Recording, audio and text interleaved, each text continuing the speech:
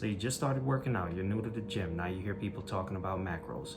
Well, if you're trying to figure out what that is, stay tuned because I'm gonna break it down for you right now. What is up everyone? Welcome to KG Fitness. My name is Khalil.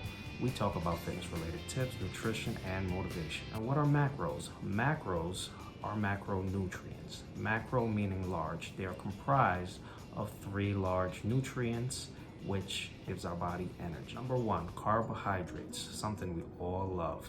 So when you think about carbohydrates, think about your rice, your breads, your pasta, cookies, cake, and my favorite, chocolate.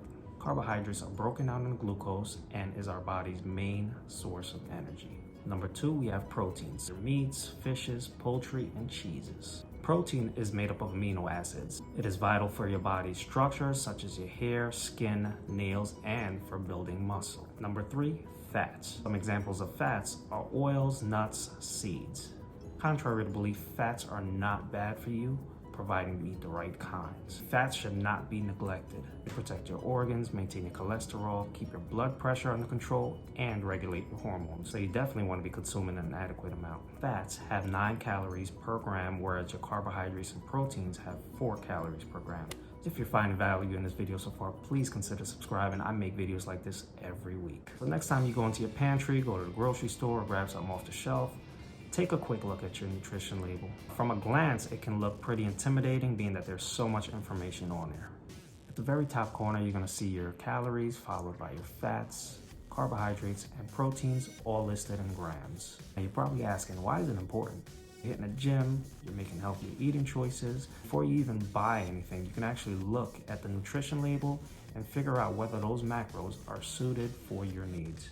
What you'll realize is that a lot of the foods that we love so much are actually directly related to the macro profile. Now, I'm not saying to avoid any particular food, but just keep that in mind. Let me know in the comments below, have you ever looked at a nutrition label? Was there anything that stood out or surprised you?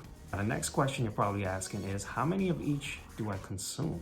How many carbs, proteins, and fats do I eat? In order to answer that question, you're gonna need to know what your goals are. So take some time, ask yourself, do you wanna lose fat? Do you wanna maintain your weight?